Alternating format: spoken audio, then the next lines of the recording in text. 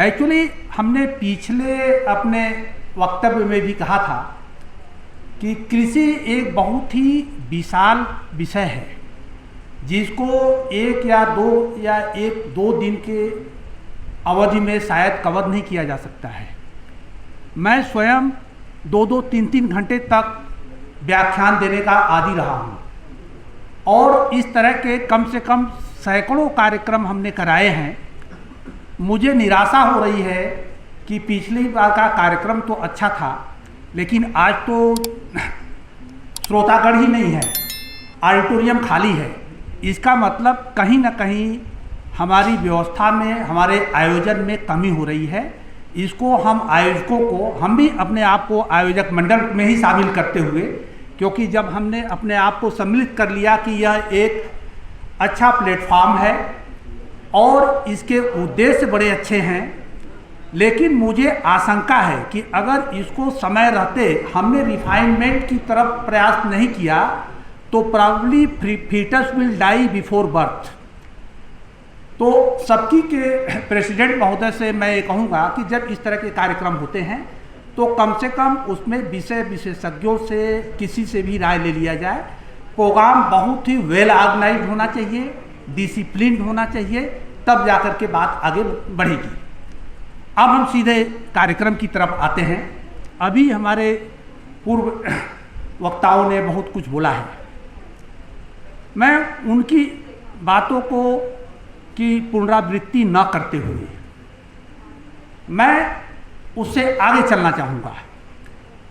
जहाँ तक policy intervention का सवाल है, एग्रीकल्चर में पॉलिसी इंटरवेंशन के लिए अपरंपार संभावनाएं हैं और अब वो समय आ गया है जब हम जो है जनरलाइज्ड पॉलिसी इंटरवेंशन की बात ना करके हम स्पेसिफिक पॉलिसी इंटरवेंशन की बात करें। रही बात, डॉक्टर M.K. वर्मा साहब ने ठीक कहा था, न तो ये जो स्पेसिफिक टॉपिक आज का है न तो उनके विषय क्षेत्र का है न तो हमारे विषय क्षेत्र का है, फिर भी हम तो अपने अनुभवों के आधार पर, क्योंकि मेरा बहुत बड़ा अनुभव है, केवल सब्जेक्ट का नहीं, हमारा प्लेटफॉर्म ऐसा था कि मैं आज की डेट में मास्टर इन ऑल मानता हूँ, तो मैं तो अपने आप को कहीं ना कहीं फिट पाता हूँ, लेकिन फिर भी अपने आप को पौना महसूस करता हूँ। क्योंकि जब हमें ये कहा गया कि आपको इस सेशन में आना है तो मैंने एक बार यही कहा था कि नहीं, ये तो हमारा विषय नहीं है। क्योंकि जब हम बात करते हैं एग्रीकल्चर प्रोड्यूस की, वहाँ तक तो ठीक है, बात करते हैं प्रोसेसिंग की, वहाँ भी ठीक है, वहाँ हमने कुछ कंट्रीब्यूशन दिया हुआ है, करते रहते हैं। क्योंकि एग्रीकल्चर का जब भी हम बात करेंगे तो सबसे पहले हम नेशनल परिप्रेक्ष्य में बात कर रहे हैं। हम आज की तिथि में किन किन फसल उत्पादों में नंबर 1 हैं। जब हम बात करते हैं डेयरी प्रोडक्ट्स की, हम नंबर 1 हैं।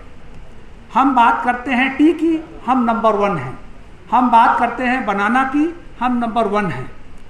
अब इसके बाद जब हम सीरियल्स की बात करते हैं, हम ग्लोबल लेवल की बात कर रहे हैं, हम सिर्फ हिंदुस्तान की बात नहीं कर रहे हैं।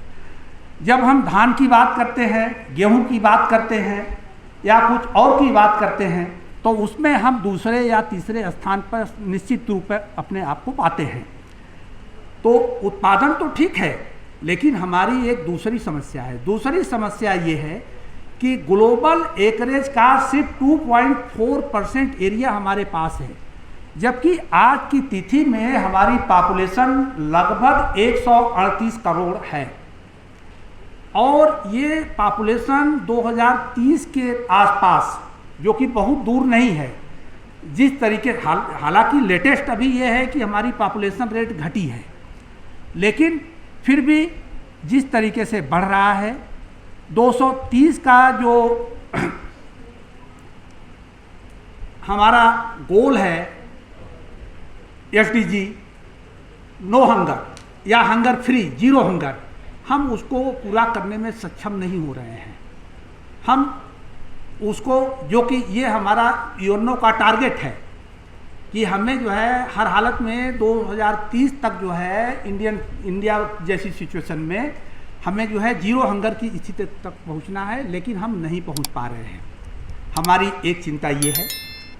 दूसरी चिंता ये है कि 2050 के आसपास हमारी पॉपुलेशन रेट जिस तरह से बढ़ रही है, उस स्थिति में थंब रूल कल तक हम बात ये करते थे कि हमें जो आज का हमारा एग्रीकल्चर प्रोड्यूस है, इसका दूना हमें प्रोड्यूस चाहिए।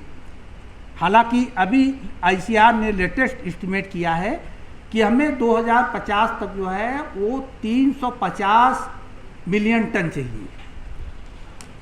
तो ये 350, जबकि अभी 2021 का जो हमारा प्रोड्यूस है टोटल प्रोडक्शन फूड ग्रेन का, वो है 291 मिलियन टन। हमारे सामने चैलेंज ये है कि हम बढ़ाएंगे कैसे, हॉरिजॉन्टल या वर्टिकल। तो हमें बात करनी पड़ेगी वर्टिकल। हम उस पर भी कटऑफ करते हैं, हम सीधे टॉपिक पे आते हैं। ये थोड़ा सा बैकग्राउंड में दे रहा था कि हमारे सामने चैलेंजेस कितने हैं।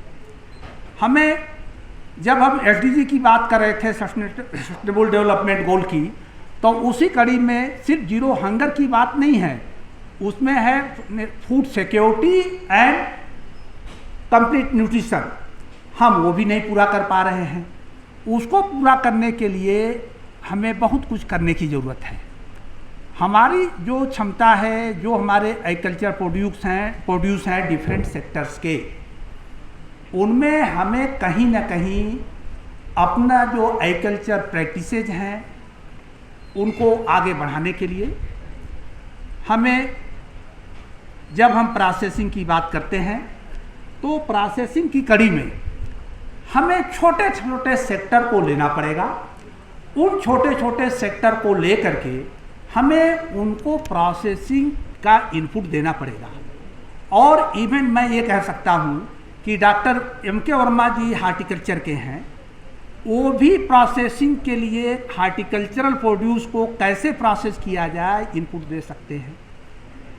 Engineer J P. सिन्हा प्रोसेसिंग के लिए छोटे छोटे इक्विपमेंट्स कैसे बनाए जा सकते हैं जो कि हमारी प्रोसेसिंग इफ़िशियंसी को बढ़ा दें। क्योंकि हम केवल ड्रोन की बात करें, इरिगेशन की बात करें, तो जो हमारा टॉपिक है शायद उससे हमारा डिविएशन हो रहा है। तो हमें ये सोचने की ज़रूरत है कि हम अपनी प्रोसेसिंग की, एग्रीकल्चर प्रोड्यूस प्रोसेसिंग की इफ़िशियंसी बढ़ाने के लिए कहाँ से कैसे कंट्रीब्यूट कर सकते हैं। और कोई भी अकेला एक डिसिप्लिन का साइंटिस्ट या एक साइंटिस्ट इसमें कंट्रीब्यूट नहीं कर सकता। इसके लिए हमें हर किसी को अपने अपने तरीके से कंट्रीब्यूट करना पड़ेगा। उन सारे कंट्रीब्यूशन को हमें इंटीग्रेट करना पड़ेगा। फॉर एग्जाम्पल, जैसे आज की तिथि में जो मेरा मैंडेटेड असाइनमेंट है वो है चीक पी ब्रीडिंग। जब हम चीक पी ब्रीडिंग की बात करते हैं, ऑफकोर्स हमारी कंट्री जो है वो पल्स का जो है हाईएस्ट प्रोडक्शन देती है, नंबर 1 है ग्लोबली। लेकिन केवल हाईएस्ट प्रोडक्शन देने से बात नहीं बनेगी। हमें चीक पी की प्रोसेसिंग करके अगर हम चीक पी प्रोड्यूस से प्रोटीन आइसोलेट निकाल लेते हैं, तो जब हम वो आइसोलेट निकालते हैं, उस आइसोलेट को हम आज की डेट में हमारा कॉन्सेप्ट चेंज हो रहा है। हम बात कर रहे हैं कि हमारी डाइट में जो प्रोटीन का हमारा इंटेक है वो इंटेक बैलेंस होना चाहिए। Not only dairy protein, rather there should be also veg protein. तो अगर हम चीक पी प्रोटीन आइसोलेट को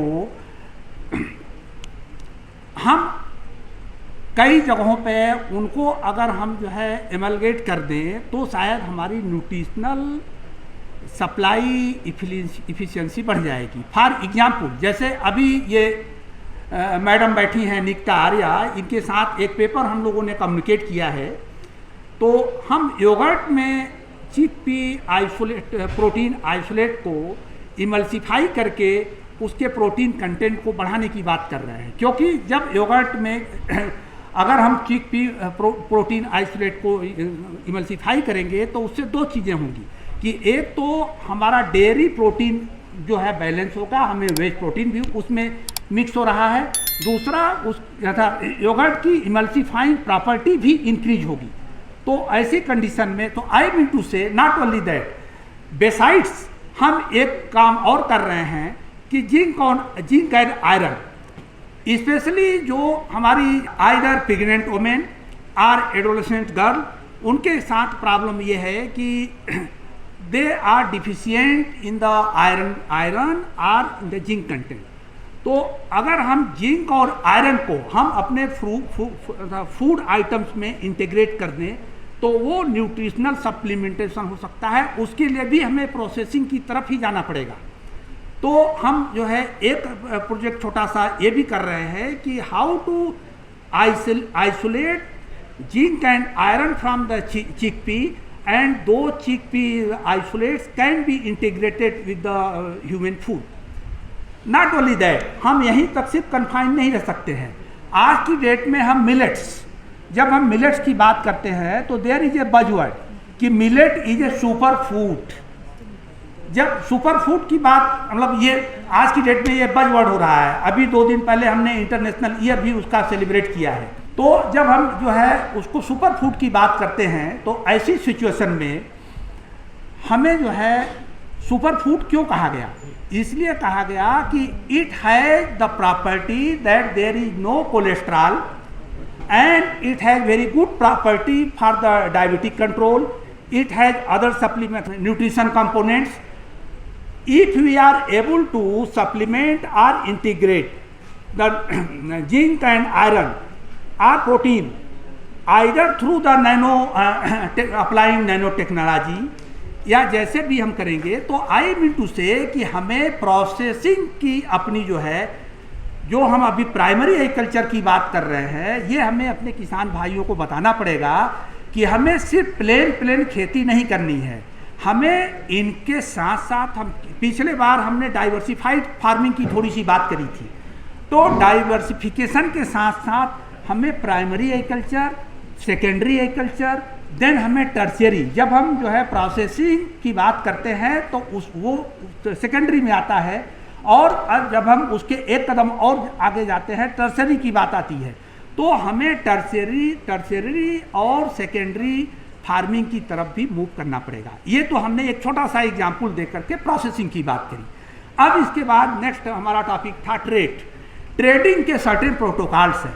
बीपी सिंह ने बात करी थी FSSAI, not only FSSAI, there are number of protocols, हमें उन प्रोटोकॉल्स को भी फॉलो करना है। सो हमें जो है ट्रेड प्रोटोकॉल्स को भी फॉलो करने पड़ेंगे। नॉट ओनली ट्रेड प्रोटोकॉल, हमें मार्केटिंग के लिए अच्छी खासी पैकेजिंग को भी इनकॉर्पोरेट करना पड़ेगा अपने सिस्टम में। Unless until we go for the packaging and branding, probably we are not completing the trading process. Next आता है हमारा जो है ई मार्केटिंग। कल तक हम ई मार्केटिंग जैसे करते थे, हमारे बहुत सारे साधन थे, वो आज भी एग्जिस्ट करेंगे क्योंकि ट्रांसफॉर्मेशन ओवरनाइट नहीं हो सकता। But now government has launch certain programmes in the name of e NAM programme. अब ई नैम प्रोग्राम के थ्रू हम जो है पूरी कंट्री से एक बार एक जगह कहीं भी इंटीग्रेट होते हैं, हम जुड़ सकते हैं, हम जो है उस पर प्राइस ले सकते हैं, हाईएस्ट प्राइस पे हम सेल कर सकते हैं।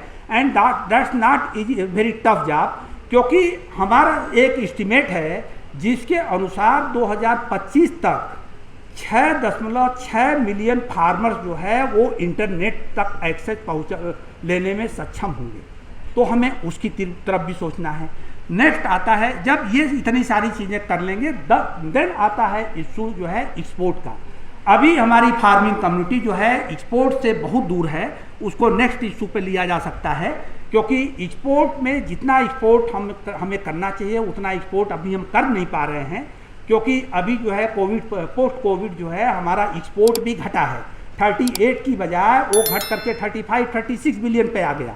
तो हमें एक्सपोर्ट बढ़ाने के लिए हमें फिर इंटरनेशनल लेवल पे उनकी क्या रिक्वायरमेंट है, उन रिक्वायरमेंट को पूरा करते हुए तब हम अगर एक्सपोर्ट की बात करेंगे तब जाकर के एक्सपोर्ट हम कर पाएंगे, अदरवाइज हम एक्सपोर्ट नहीं कर पाएंगे। इन्हीं शब्दों के साथ आप लोगों को बहुत बहुत धन्यवाद, और पुनः आयोजकों से अनुरोध है कि कृपया कार्यक्रम को, ये बहुत अच्छा प्लेटफॉर्म आप लोगों ने शुरू किया है, इससे देश का भला होगा, बहुसंख्यक समाज का भला होगा, लेकिन इसको बहुत ही मेटिकुलसली और सिस्टमेटिकली करने की ज़रूरत है। Thank you.